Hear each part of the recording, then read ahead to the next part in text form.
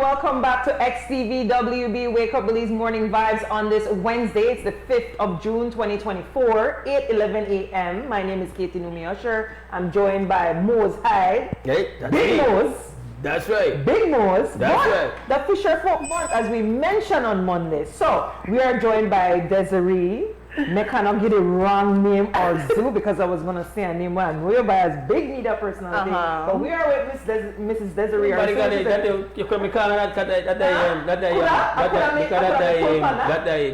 we are the stage name. Like what I tell people, call me anything on the one, not call me late for eat. Oh. Period. Good. Period. You don't like me. No play my dinner. No play my food. No play my money neither. But anyways, so we're with Mrs. Desiree Arzu, the communications coordinator of Wildlife Conservation Society, and we're also joined by Ms. Nadine Nemhard. She's the administrative officer of the Caribbean Network of Fisher Organization, CNFO, in Belize. So, and she just done cornering fence for the first time in her life.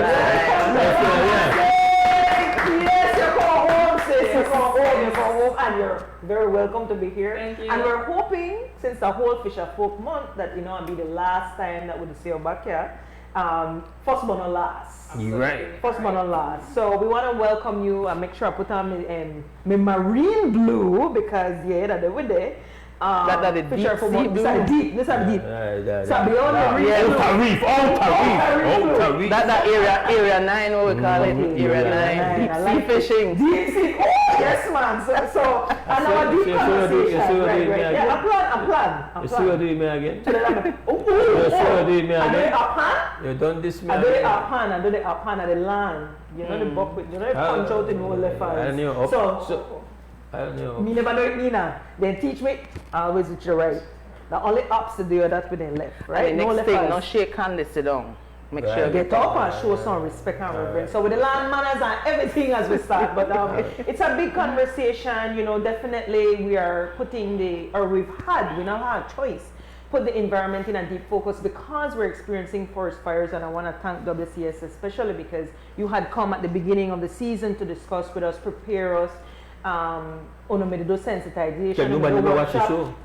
Yeah, but not only that, nobody never watch a workshop because they had workshop all over Belize to tell people, man, if you know the light fire, stay by the fire, watch the fire, baby, sit the fire till the fire done.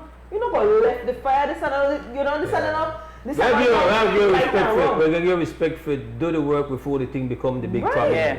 But here preventatively tried to, but we still end up, despite the outreach, despite the campaign, we still end up with one. And we understand that it's hotter than before, it's drier than before, but that means that we have to be smarter than before. Yeah. That, for sure. So we don't have a choice right now but to prioritize our environment and be very aware of how we interact with the environment.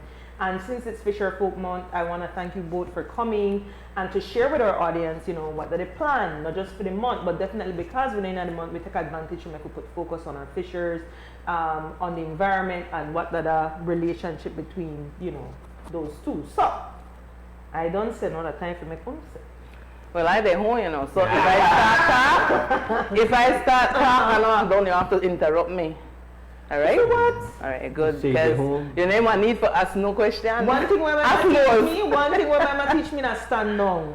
When the expertise so they stand down and listen. So okay. So this is in her previous. Yes, you don't know.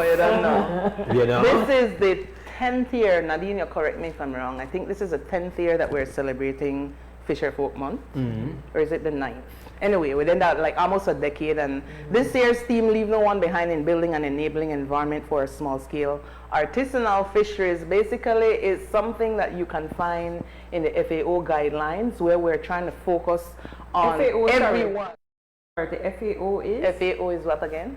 It's the Food and Agriculture Organization of the United Nations. Okay, yes. So there's a guideline that they publish that looks at all the different issues within the fishing industry, and sort of it gives you a guideline on what you should focus on. I mean, you don't have to, but we try to work alongside that, because the celebration that we do every year in June coincides with Caribbean Fisherfolk Month on June 29. Because we get asked that question, why you choose June? So we try to organize activities to coincide with Caribbean Fisherfolk Month on June 29. So the theme this year is something that we pull from the regional body, because they celebrate in the region as well, in Caribbean region, where Nadine works a lot, right? And then we try to localize it. So we try to localize the theme. So we're not left nobody behind, because we try to build the fisheries industry,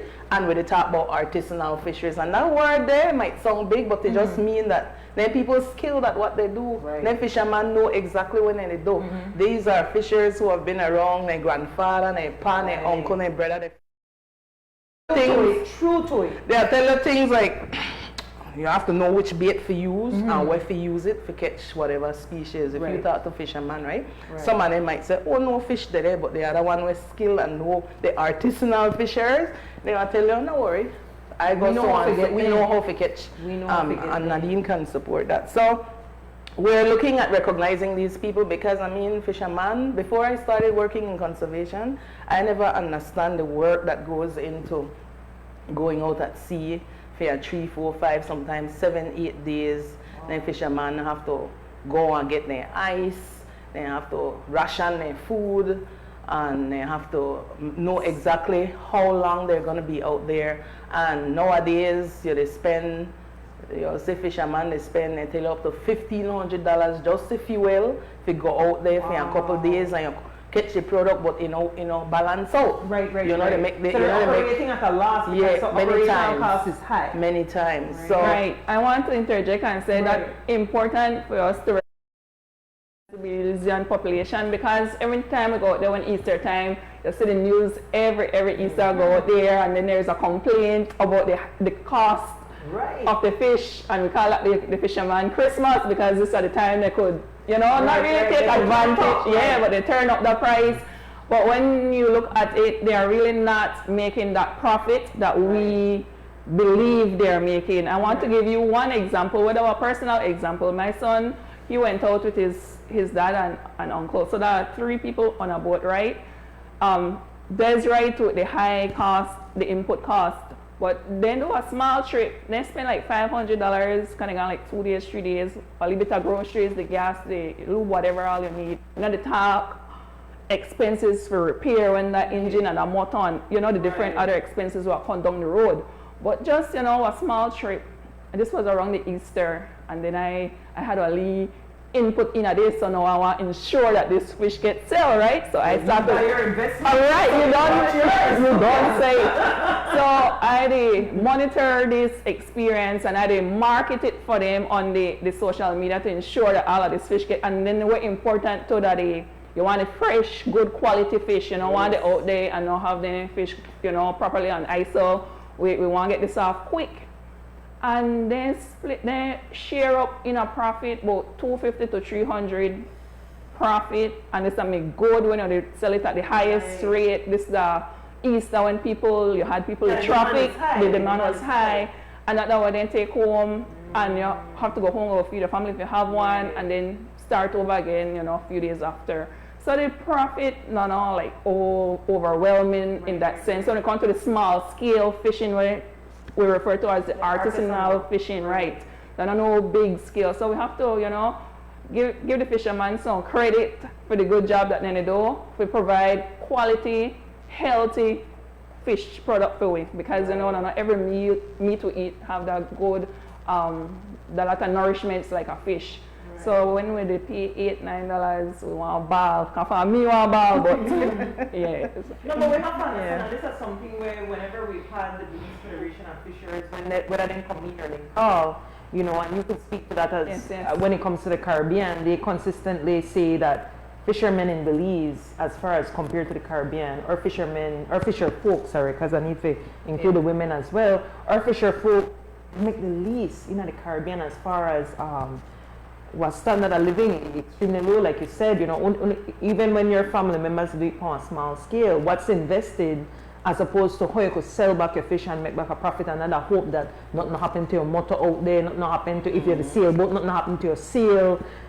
Wait, nothing happen to you, baby, because yes, well, that too. Yes, see, at sea, you know, that's the one next thing, you know. So it's something that is concerning, and I like that we have focus on our fisher folk, because you know, we might complain about fish price, but we have to understand, like, and I'm glad that you've mentioned their operational costs, their safety when they're out at sea. Well, most know about sea more than me. I don't know about sea other land people. You're a terrestrial. I never say lover, other land people. How we call you, you know, land lover. So I can't speak to the deep blue, but you could understand that the challenge when you're out there that you want, right? That not got that you want the sea. The special people live their life. Yeah. People who could deal with what I call where regular people would have find as unpleasant circumstances, like, you know, when you're out there, you know, still, when you left and you go and you know you still land again. All right. It takes a special person to be comfortable in that space. Yeah. Then the rocking, that way kind of get to me, you know, that's dealing with the you know, especially when you think about it, you got a key for the day, right? And you go on the beach and then at the salt and you enjoy it, right? Yes. But when you're done with that, when you go home, we normally feel very tired, right? Oh, fatigue, extreme fatigue. Sun and salt. Okay. All day. Okay. No shade. No shade. No, I don't love it, but I don't consider myself to be no fisher folk. Seafaring, right? No, I seafaring, but I don't know fisher folk. Like when you think about some of them people where literally they spend the whole day in the water. Whoa. Like with one dory. Yes. And then some of them they dive too. No, but that is what they're doing. That's what they're doing. They do the dory. Right. They want to spend more time in the water than anywhere dealing with the boat. Yeah. That you think that anything nice? Yeah, that's hard work. Yeah, sometimes they have up to like 12, 14 fishers on one boat, and then like most say you have the lead dory there when they tie up panda big boat there, and then when they reach their spot wherever they're going to fish, then they loose their lead dory and then they go out and do their diving for conch or lobster. And it's all day, for several days. Yeah, sometimes they're out there 8, 9 days, sometimes, you know, so. But one of the things I wanted to mention is that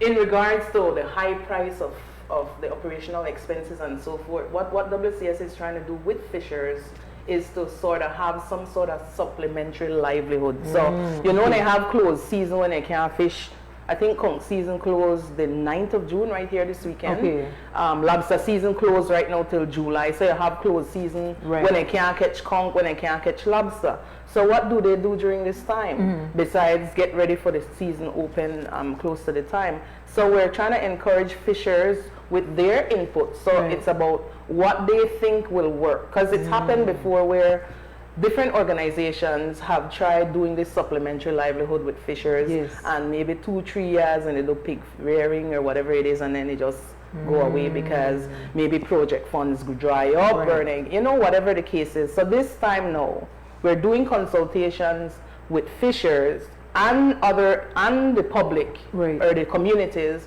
to ask them, what do you think would work for 10, 15, 20 years that would be sustainable? Okay. So when you're not fishing, you could do something else.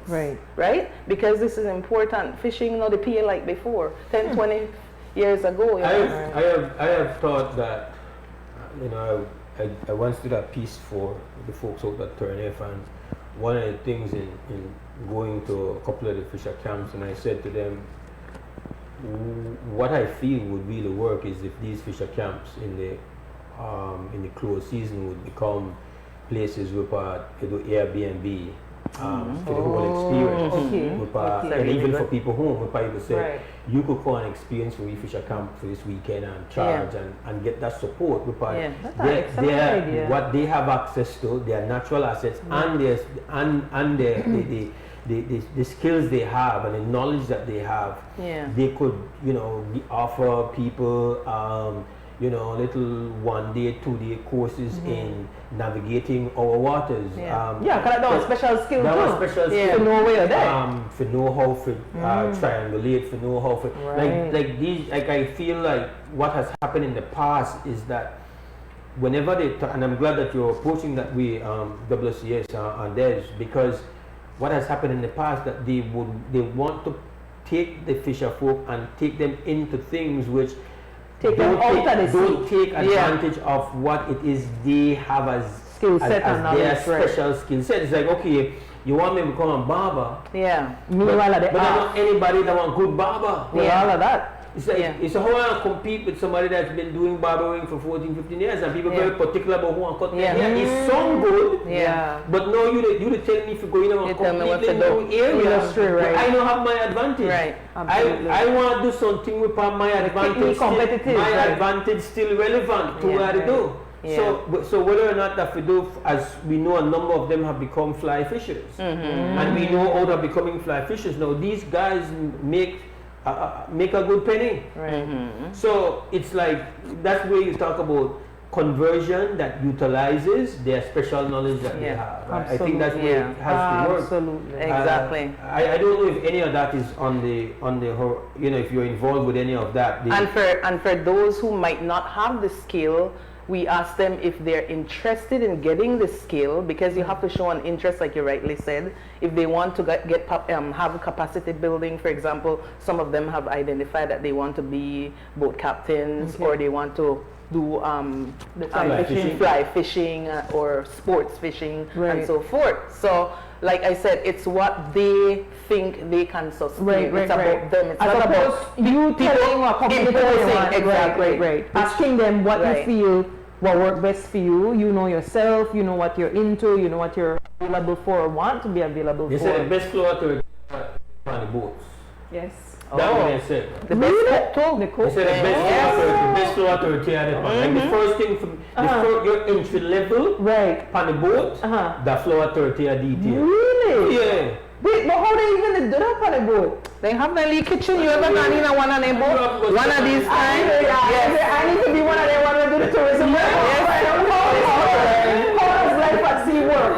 So I have a date for you. You wouldn't do that? But I want to know if I make the 30th on the boat. I just said I have a date for your Kate, the 28th. Put this for your calendar. The 28th of June, we have blessing at the boat. We're going down the national cooperative where the fishermen are going to get ready to go. That's the you know the 1st of July, the opening of lobster season. Yes, it is. Then when they're right out there, they get all the ice from the co-op. They fix up with it, what time everything. What time is that? 9 o'clock. So as you come off of the radio, you could jump wherever, one taxi, whatever, carry you and meet you over there. We are go do the blessing at the boat, bless the fishers, do leave. And then I can see how the boat look. And then you can ask one of the fishermen. Sure. I don't think they have them. Don't get more expensive. Obviously, I have rest off for the pack bread because the pack bread is a little steep, right? So I need to find out what 30 Our Carla remind you. Thank you very much. But we have a lot of activities in the month. Two of the ones I want to big up. The Women in Fisheries Forum, because now we say fisher folk, we used to say fisherman, but fishers are also women, right? So we have this big event where we have, this is the 7th year where they have the Women in Fisheries Forum, and this year I want to be special. I don't want to spill the beans, but I want to spill it and leave it, because hopefully KREM and XTV send somebody out on the 17th and 18th of June, and they're the Hopkins. Send me. For the first time,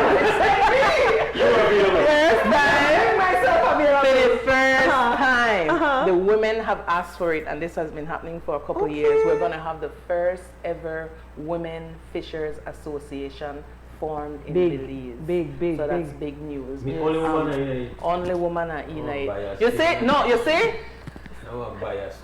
Fish, you see, even the saying when say fisherman never say fish thinking, say fisherwoman, say fisherman. True. The language is very gendered. And you see one of the things. Any fisherman association where say woman can't be a part of it though.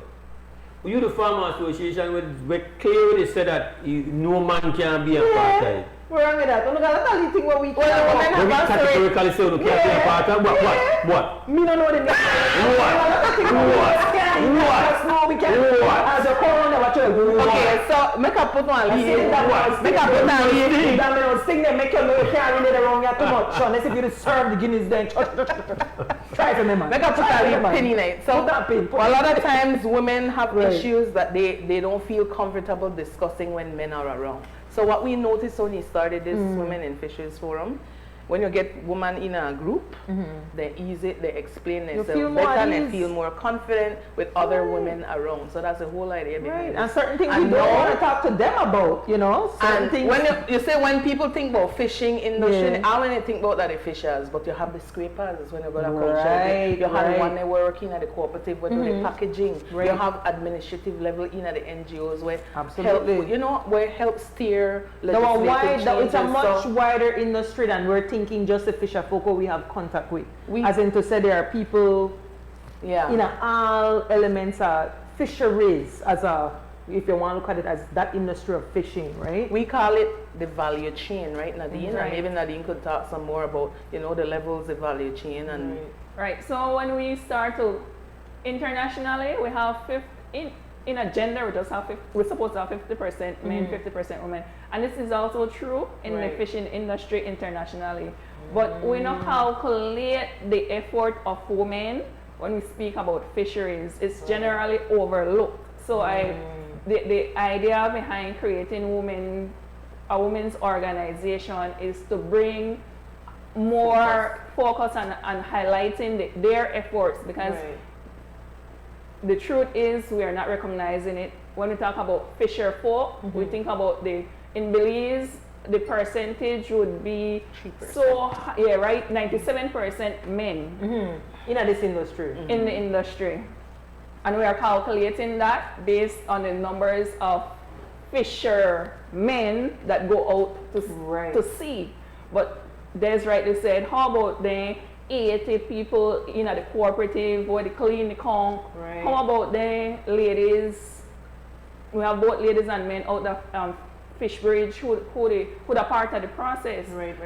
And so it is. When scrape and guts, because that one thing I don't do. Right? I look for lose hands to try scrape and guts. Me not scrape fish. This is a special skill, you know. I see my mom just do it like, but my mom from PG. Big up PG all the time. And big up your mom. Right, big up my mom because she does. But no, you know you get the older I try to scrape fish my girl, I want to see the fin there all up there my fingernail. Imagine they do all the work and they recognize and it's a fisherman that is 97%, right? I want to cook it. I know the scrape. I want to cook it and eat it. What is this? What? Me know the guts, me know the scrape. Never. You can't pay me for that. I like Joe's perspective though. But you know, strange. I bring it up to two people in the Caribbean and they want to know, so they exclude men, you know, or what would the existing association? Gender discrimination. We like our genderism. Genderism. That's the word. He has coined the word genderism. So when we talk about those like very specifically gendered conversations, but you know, whenever women say, you know, the focus pan, why is it that the male response that? But we don't exclude, you know. But yet, so when you look for the statistics, we can't find. We're not excluding men. Where are we? Like, I try dig through the Lee archive and I say, okay, I know they say no mention this one, and they say no mention that one. So it's not about exclusion per se of men, but can we have a focus on the women who have been contributing to these sectors or contributing to the history? And so I'm very grateful that in any sense to when you send both women to discuss the fisher folk, you know, because we're not city women, and so I'm glad when we had some years ago Miss Guadalupe Lampala, you know, and men I see she on the side of the boat jump in the water. That's right. Stop up some lobster come back out and they're like, oh wow, man, listen, my girl not a play. Listen. Make a long painful story, very short. Will me here came me down now a fishing tournament, down the PG, the tide fishing tournament, and the first day I didn't even know that I'm in a tournament. I'm thinking I'm a regular fishing trip. And anyway, unbeknownst to you, unbeknownst to me that I'm in a tournament, and unbeknownst to me, when my boat gone past me, full of lone woman. The woman boat. That yes. Woman boat. We'll say, oh, that is Anna and crew. All right. So I turned around and said, so that where they going? He said, oh, this one tournament. I said, so. So what we did about? So they in it too. He said, yeah. So I turned around to the captain and said, no, listen, captain. Forward. One, you know, bring me in a tournament, but two, no, make I look shame. Make that boat fly past me. Do better than we. So at this point now, we'll look for the captain and say, Captain, you better tell the man the truth. The likelihood that Miss Anna and crew will be better than we is about 99%. Whoa. When we get that show that because the ice box not big enough to hold the fish where Miss Anna and crew catch. Oh, that's on the road? And every year after that, consecutively, Miss Anna and daughter them. Because this is our crew, this is our Oman boat. Yes, I tell you, man. Miss Anna and daughter them every year, and I think that was conspiracy organized by Will here. Well, like your fault. He makes sure because he in a politics, he know want to win. So every year they pan a boat, we part with the under one limitation. That's how I feel. I don't tell you that. So why you never gone on the boat? Every year Miss Anna and crew they catch bigger fish than we. Why you never gone on the boat with the woman? Listen, there is great genius in your suggestion. I would have left Will to go for the Oman. Instant I would have gone to Miss Anna and crew. Sorry, Will, that's it. The man said that's it for the next time tournament. So, he is so nobody have to convince me about. Nobody have to convince me in a new kind of way that woman can fish. I tell you why I don't go through that part. I get myself so smart. Year to year. Mr. and I picked in that pure data. Look at them band man off of the boat. Listen, biggest a barrow, biggest a grouper. Big up yourself, Will. You know where it says true. People don't appeal, you know where it says true. All the best, I don't feel no way. Big respect to Miss Anna and crew. I come out of the competition, I stop go. But it's not like we're excluding men because many of these women, they have to have their husband's support in order to be. It might not be, there might not be men in the group, but they are supporting their women. So that's one activity. And the next one, I want to invite people to submit their nominations. So the Fisher of the Year, that's something we've been doing now for 9 years this year. Where do you make your submission? Is it that's online? What I'm going to say, yeah. So you can request the form from me, drzu@wcs.org or isabel.martinez@gov.bz. Or you can drop by our office at 1755 Coney Drive or Fisher's office on Newtown Barracks. Request the form, 250 words, and for the young people when I want to write, do a 2-minute video and say why this person deserves to be the fisher. TikTok confident TikTok. So you might even get a viral moment out of it. But I didn't know this until just now. I will listen. You say, oh, Miss Guadalupe's sister. So Anna Guadalupe's sister. And both of them have been selected Fisher of the Year before. One is outstanding and one is. And apparently one of them is the leader of the Women's Association. Is that true? Probably down south in PM Toledo. Yeah. But he said that I think they will meet at agendaism. But he said, but for him, better go and marry one of Miss Anna daughter and so on. He's not the family. Quiet. Doors are support that woman, but that's all you need to do. Good man. The audience know about conspiracy, no it's confirmed. So get to the bottom of that and get to the bottom of the thing, conspiracy. So definitely, I enjoy this conversation. I learned so much from both of you, both your organizations. I want to thank you for come out like that because this, as we're in a hurricane season, we have to think about sea. As much as our friend and we love her dearly and badly, you know what in her capacity of representing WCS, what is the WCS position on the matter with the floods? With the what? The Wilbur floods. I know the answer that. I know you try to that's why I even right because I'm a communications officer. I know she may have swing way and pivot way. Invite me back and I would love country director will come and talk to her. Really? Okay, because we had on Monday actually. Monday we had Ewart Garbutt and Marlon Castillo, and they want to say, well, basically they say we want to feel the WCS because we're having a contention here. The flats that are nursery for a lot of the species. In fact, we think next month we're thinking about our lobster industry. It's a nursery for lobster. We're in a hurricane season, so definitely we have to be putting a lot of focus on fisherfolk and their environment for the industry, for the agriculture, for the food security. And also for, you know, environmental protection from storms, hurricane, things like this. So we would love to invite you back, of course. Maybe we'll expand that conversation, you know, definitely. Well, thank you guys for having us. Yes, I want to have to man. Yes, of course you have a final word, but I part it too. I want to have to know, but by all means, please share with our audience listening and watching and streaming. Right, the final thoughts before we put Sister Katie on a boat. For at least one week and a half. Yeah, because when you come back, okay, I'll tell you the first thing I do is work. Because even work, me I work, and a chicken me a jerk. You know what? We sit down and take selfie, you know. This is a hard work mode. First thing you do is put you up on the floor detail at the that already. That's not because you're a woman, it's just that duties. Newcomer. Okay. Rookie, 30 a duty. 30 a duty. I hear you. Earn your keep. You know what I'm saying? Yes, strong. So one of the things I want to leave the public with is, if you want to say thank you to a fisher, you know a fisher in your community would deserve this Fisher of the Year award.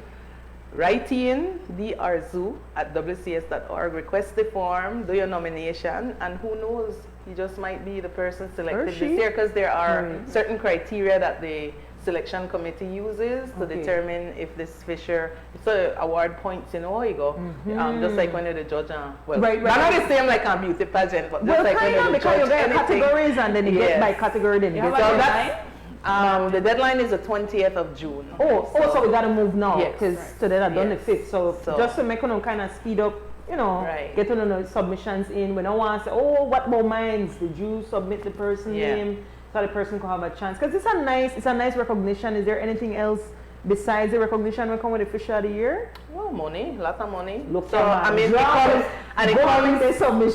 comes in time for the opening of the lobster season, because right now the fishers, some of them are repairing their boats, so then you get ready. the extra cash will come in handy. So right here I want to big up TNC, the Nature Conservancy. They give them a lot of money every year for this As they award. should. Hey, listen, definitions of we got paper, so we must share that with you. I love so there's a reason for nominating. Make them man get some cash or woman. Right. I did with that.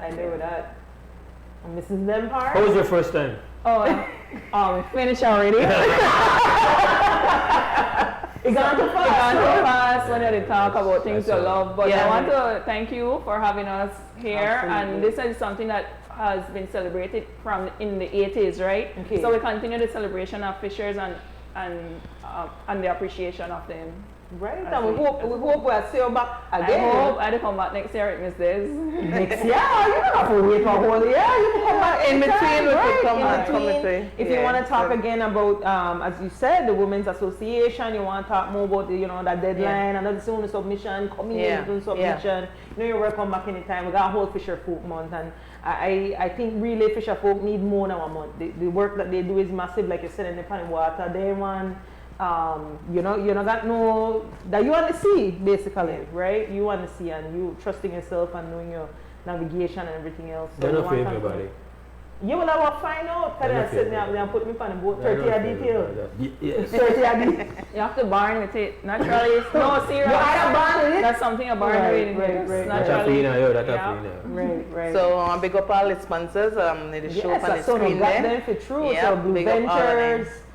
That I can't say Caribbean Regional Fisheries Mechanism, Blue Ventures, the Nature Conservancy, Climate Adaptation and Protected Areas Initiative, WCS, VTB, Hamanase, Audubon, Fisheries, Ministry of Blue Economy and Disaster Risk Management, WABAFO, CNFO, which is the Caribbean Network of Fisher Organization, and Elvis Kitchen. That was impressive. That was impressive. Oh yes. Oh really? This is a media person. This is an eye. The eye, you know. Wow. I could say good fanfare. The eyes are eyeing. Like I could say whether right wrong the curve right now they come. One white car. I love that. We always have fun when you come and